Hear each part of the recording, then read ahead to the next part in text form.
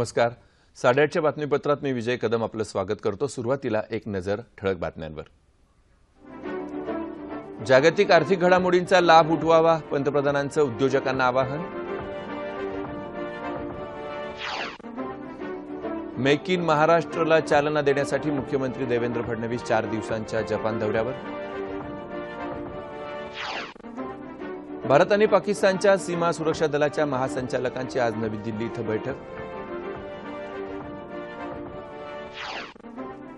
American खुल्या tennis स्पर्धेत अमेरिकेची सेरेना विलियम्स महिला एकेरीच्या उपांत्य फेरीत दाखल.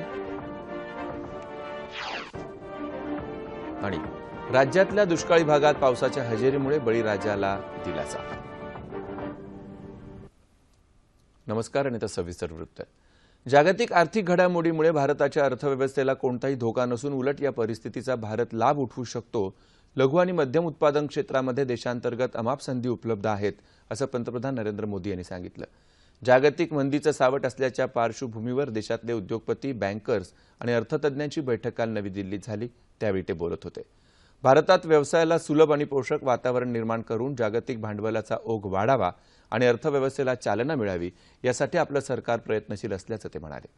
भारताच्या अर्थव्यवस्थेचा पाया मजबूत असल्यामुळे जागतिक आर्थिक मंदीचा आपल्या देशावर फार कमी परिणाम जाणवेल, असं केंद्रीय वित्तमंत्री अरुण जेटली यांनी बैठकीनंतर घेतलेल्या पत्रकार परिषदेत सांगितलं.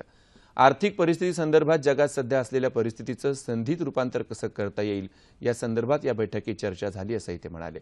कमी किमतीत उत्पादन करण्यावर पंतप्रधानांनी भर दिला असून प्रचंड मनुष्यबळातच अर्थव्यवस्थेचा भक्कमपणा असल्याचं ते म्हणाले.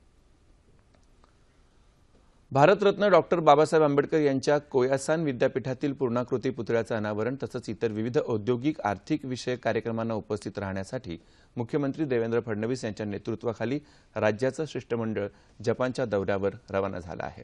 या 4 दिवसीय दौऱ्यात राज्यात गुंतवणूक करून घेण्याबाबत जपानमधील विविध आघाडीच्या उद्योग समूहांशी तसंच आर्थिक संस्थांशी चर्चा करण्यात येणार आहे.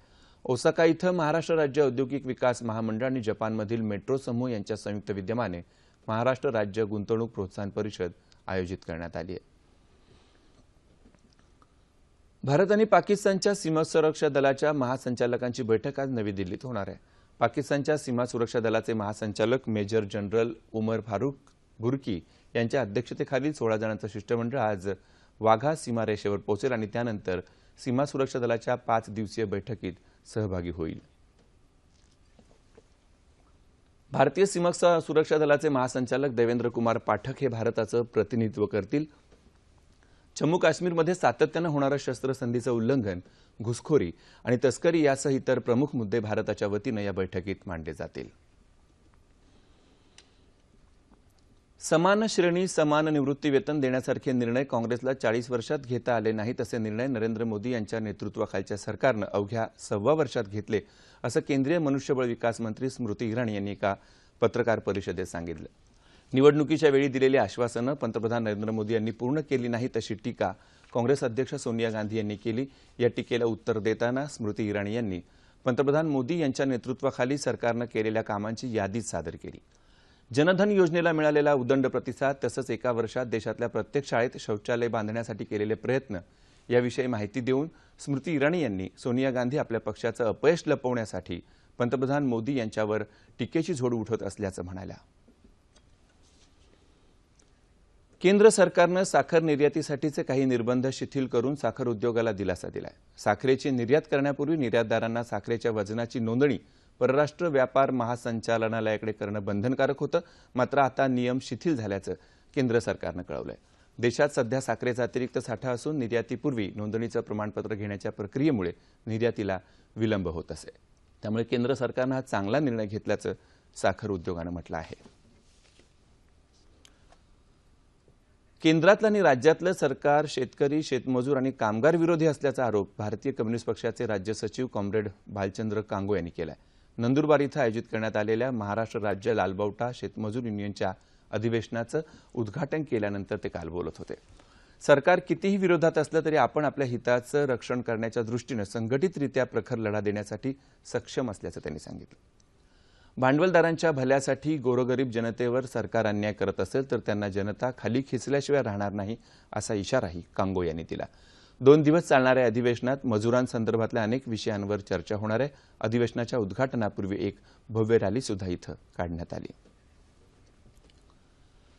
मुंबई उच्च न्यायालयाचं खंडपीठ पुण्याला सुरू करण्याच्या मागणीसाठी खंडपीठ कृती समितीच्या वतीनं पुण्यातल्या वकिलांनी काल आंदोलन केलं। या मागणीसाठी वकिलांनी न्यायालयाचं कामकाज 16 दिवस बंद ठेवून आंदोलन केलं होतं, मात्र आंदोलनाची दखल घेतली गेली नाही। त्यामुळे खंडपीठ कृती समितीनं पुणे विद्यापीठाच्या चौकात काल निदर्शनं केली। वकिलांचं नेतृत्व बार असोसिएशनचे अध्यक्ष गिरीश शेडगे यांनी केलं। रायगड जिल्ह्यात साथीच्या रोगांनी डोकं वर काढलं असून जनतेचं आरोग्य सुस्थितीत राहावं यासाठी जिल्हा परिषदेनं हाती घेतलेल्या पाणी आणि स्वच्छता मिशन कार्यक्रमाला यश येताना दिसतंय। या कार्यक्रमाअंतर्गत 721 ग्रामपंचायतींना जलस्वच्छतेचं ग्रीन कार्ड दिलं आहे। स्वच्छता मिशन कक्षाकडून वेळोवेळी होत असलेल्या जनजागृतीमुळे जलसाक्षरतेचं महत्त्व वाढत आहे। रायगड जिल्ह्यात मान्यता मिळालेल्या एकूण 824 ग्रामपंचायतींमध्ये जलसुरक्षकांची नियुक्ती करण्यात आली आहे। पाणवठ्यांची निगा राखणं, पाण्याचं शुद्धीकरण आणि वेळोवेळी पाण्याची जैविक रासायनिक तपासणी करणं ही जबाबदारी या जलसुरक्षकांवर देण्यात आली आहे। मुस्लिम समाजानं जातीपातीच्या राजकारणापासून दूर राहून शिक्षण घेऊन आपलं जीवनमान सुधारावं। मुस्लिम समाजाच्या विकासासाठी केंद्र आणि राज्यातलं भाजप सरकार विविध योजना राबवत आहे, अशी माहिती भाजपचे अल्पसंख्याक मोर्चाचे प्रदेशाध्यक्ष जमाल सिद्दीकी यांनी दिली आहे। मुस्लिम समाजाला विकासाच्या प्रवाहात आणण्यासाठी सोलापूर इथं काल अल्पसंख्याक मेळाव्याचं आयोजन करण्यात आलं होतं, त्यावेळी ते बोलत होते। देशातील सर्व घटकांचा विकास हेच केंद्र आणि राज्य सरकारचं ध्येय आहे। मुस्लिम समाजानं शिक्षणासाठी केंद्र आणि राज्य सरकारनं कौशल्य विकासावर आधारित अनेक योजना अंमलात आणल्यात। मुस्लिम समाजानं त्याची माहिती घेऊन आपला विकास साधावा, असंही सिद्दीकी म्हणाले। या मेळाव्याला खासदार शरद बनसोडे, शहराध्यक्ष अशोक निंबर्गी यांच्यासह अनेक पदाधिकारी उपस्थित होते। कोल्हापूर शहरात विकासगंगा आणण्यासाठी आगामी निवडणुकीत महानगरपालिकेवर शिवसेनेचा भगवा फडकावा असं आवाहन सार्वजनिक बांधकाम मंत्री एकनाथ शिंदे यांनी केलं। शिवसैनिकांची आणि कोल्हापुरांची शान उंचावेल अशा पद्धतीनं कोल्हापूरचा विकास करू, अशी ग्वाही त्यांनी दिली। महापालिका निवडणुकीच्या पार्श्वभूमीवर काल शिवसेना मेळाव्यात ते बोलत होते। यावेळी शिंदे यांनी काँग्रेस राष्ट्रवादीच्या कारभारावर जोरदार टीका केली। रस्ते, गटारं, पथदिवे, पिण्याचं पाणी यासारख्या मूलभूत सुविधा नागरिकांना मिळत नाहीत, असं ते म्हणाले। सत्ता असो वा नसो शिवसेनेची बांधिलकी जनतेशी आहे, तसंच कोल्हापुरात पुन्हा टोल सुरू होणार नाही, असंही ते म्हणाले। मेळाव्याला आमदार राजेश क्षीरसागर, नगरसेवक राजू हुंबे आदी उपस्थित होते। ई-पेमेंट माध्यमाचा वापर सुरू होऊन 1.5 दशक लोटलं असलं तरी त्याचा सुरक्षितपणे वापर करणं तसंच गुन्हे कसे कमी होतील याचं प्रशिक्षण देणं सर्वसामान्य ग्राहकांना गरजेचं आहे, असं प्रतिपादन रत्नागिरीचे पोलीस अधीक्षक संजय शिंदे यांनी केलं। भारतीय राष्ट्रीय देयक महामंडळ आणि विदर्भ कोकण ग्रामीण बँक यांच्या संयुक्त विद्यमानं रत्नागिरी इथं आयोजित ई-पेमेंट जनजागृती कार्यक्रमात ते पाहुणे म्हणून बोलत होते। ई-पेमेंट जनजागृतीबाबत राज्यात 4 तर देशभरात 56 ग्रामीण बँकांमध्ये 120 ठिकाणी काल एकाच वेळी हा कार्यक्रम आयोजित करण्यात आला होता। यावेळी एटीएम कार्डचा वापर कसा करावा तसंच इंटरनेट बँकिंग सेवेची माहिती देण्यात आली। गुन्हे घडू नयेत यासाठी बँकांनी घ्यायची काळजी आणि तांत्रिक परिपूर्णता याविषयी डॉ. शिंदे यांनी यावेळी मार्गदर्शन केलं। नागपूर श्रमिक पत्रकार संघाच्या वतीनं काल मीट द प्रेस या कार्यक्रमाचं आयोजन करण्यात आलं होतं। या कार्यक्रमाला प्रेस काउन्सिल ऑफ इंडियाचे चेअरमन न्यायमूर्ती चंद्रमौली कुमार प्रसाद उपस्थित होते। माध्यमांचं नियमन करणं हे प्रेस परिषदेचं काम नसून माध्यमांचं स्वातंत्र्य अबाधित राखणं हे काम असल्याचं चंद्रमौली कुमार यांनी यावेळी स्पष्ट केलं। पत्रकारांवर होणारे हल्ले हा चिंतेचा विषय असून त्यासंबंधी अहवालाच्या आधारे योग्य पावलं उचलावीत अशी विनंती राज्य सरकारला केल्याचं त्यांनी यावेळी सांगितलं।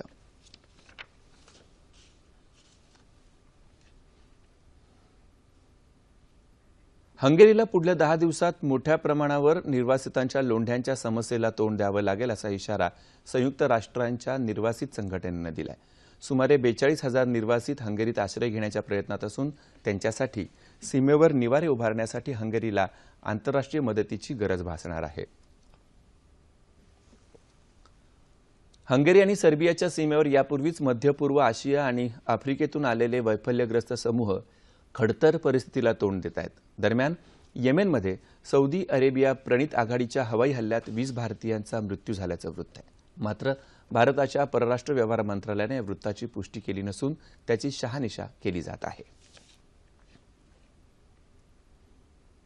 आणि आता बातमी टेनिसची. अमेरिकन खुल्या टेनिस स्पर्धेत आज महिला एकेरीच्या उपांत्यपूर्व फेरीत अमेरिकेच्या विलियम्स भगिनीमध्ये झालेल्या लढतीत अग्रमानांकित सेरेनानं विजय मिळवला. सेरेनानं व्हिनस विलियम्सवर 6-2, 2-6, 6-3 अशी चुरशीच्या लढतीत मात करत स्पर्धेच्या उपांत्य फेरीत धडक मारली. उपांत्यपूर्व फेरीची दुसरी लढतही चुरशीची झाली. या लढतीत इटलीच्या रॉबर्टा विन्सीनं फ्रान्सच्या म्लाडेनोविकचा 3-6, 7-5, 6-4 असा पराभव केला आणि उपांत्य फेरी गाठली. आणि आता बातमी पावसाची. राज्यात दुष्काळाच्या झळा सोसणाऱ्या मराठवाड्याच्या अनेक भागात काल पावसानं दमदार हजेरी लावली आहे. त्यामुळे पाणी टंचाईचा सामना करणाऱ्या नागरिकांसह बळीराजाला मोठा दिलासा मिळाला आहे. मराठवाड्यातल्या उस्मानाबाद, नांदेड, हिंगोली, जालना आणि परभणी या सर्वच भागात हा पाऊस झाला. नाशिक, सोलापूर, पुणे, नागपूर जिल्ह्यातल्या अनेक भागातही काल दमदार पाऊस झाला. नाशिक जिल्ह्यात ज्या भागात पावसानं ओढ दिली त्या मालेगाव, निफाड आणि लासलगावात काल जोरदार पाऊस झाला. अहमदनगर जिल्ह्यातही पाथर्डी, कर्जत, कोपरगाव, जामखेड या भागात गेल्या 3 दिवसांपासून पावसानं हजेरी लावली आहे. शेतकऱ्यांना त्यातून दिलासा मिळाला. सोलापूर जिल्ह्यातही झालेल्या पावसानं नागरिकांना दिलासा मिळाला. जिल्ह्यात सर्वदूर पाऊस झाल्यानं पिकांना जीवदान मिळण्याची शक्यता बळावली आहे. काही दिवस असाच पाऊस झाला तर टंचाईच्या झळा निश्चितच कमी होतील. हिंगोली शहर परिसरातही काल संध्याकाळपासून विजेच्या कडकडाटासह मुसळधार पाऊस झाला. पुण्यात काल 22 मिलीमीटर पावसाची नोंद झाली. दरम्यान महाराष्ट्रातून पावसाचा परतीचा प्रवास सुरू झाला की काय अशी भीती शेतकऱ्यांना वाटत होती. मात्र अजूनही आशा कायम असल्याचं कुलाबा वेधशाळेचे उपमहासंचालक कृष्णानंद होसाळीकर यांनी म्हटलं आहे. मराठवाड्यामध्ये येत्या 24 ते 48 तासामध्ये फेअरली वाईडस्प्रेड म्हणजे मध्यम स्वरूपाच्या पावसाची सर्व दूर पसरलेल्या मध्यम स्वरूपाची पावसाची पूर्वानुमान हवामान विभागाने दिलंय. मध्य महाराष्ट्रासाठी पण पावसाची हलक्या ते मध्यम स्वरूपाच्या पावसाची पूर्वानुमान येत्या 4 ते 5 दिवसासाठी दिलेलं आहे. महाराष्ट्रामध्ये खास करून जो आतल्या भागामध्ये जो पाऊस पडतोय म्हणजे मध्य महाराष्ट्र, मराठवाडा या ठिकाणी, तर तो एका सिस्टम आहे जी आपल्याला मराठवाड्यापासून ते इंटिरियर ऑफ कर्नाटकामध्ये एक द्रोणीय स्थिती निर्माण झालेली आहे. त्याच्यामुळे हा पाऊस पडतोय. परतीचा पाऊस सध्या जो आहे तो हरियाणा, पंजाब, राजस्थानच्या भागापर्यंतच मर्यादित आहे आणि त्याचा प्रभाव सध्या महाराष्ट्रावरती तरी दिसत नाहीये. महाराष्ट्रावरचा जो पाऊस आहे तो जे वेदर सिस्टम्स आहे त्याच्यामुळेच पडणारा हा पाऊस आहे. मुंबईतही काल आज सकाळपासून आकाश ढगाळ असून अनेक भागात रिमझिम पाऊस पडतो आहे. येत्या 24 तासात कोकणात तुरळक ठिकाणी मुसळधार पाऊस पडेल अशी शक्यता हवामान विभागानं वर्तवली आहे. शेवटी पुन्हा एकदा ठळक बातम्या. जागतिक आर्थिक घडामोडींचा लाभ उठवावा, पंतप्रधानांचं उद्योजकांना आवाहन. मेक इन महाराष्ट्राला चालना देण्यासाठी मुख्यमंत्री देवेंद्र फडणवीस 4 दिवसांच्या जपान दौऱ्यावर. भारत आणि पाकिस्तानच्या सीमा सुरक्षा दलाच्या महासंचालकांची आज नवी दिल्ली इथं बैठक. अमेरिकन खुल्या टेनिस स्पर्धेत अमेरिकेची सेरेना विलियम्स महिला एकेरीच्या उपांत्य फेरीत दाखल. आणि राज्यातल्या दुष्काळी भागात पावसाच्या हजेरीमुळे बळीराजाला दिलासा. याबरोबरच हे बातमीपत्र संपलं. पुन्हा भेटूया दुपारी 2:30 वाजता सह्याद्री वाहिनीवर. नमस्कार.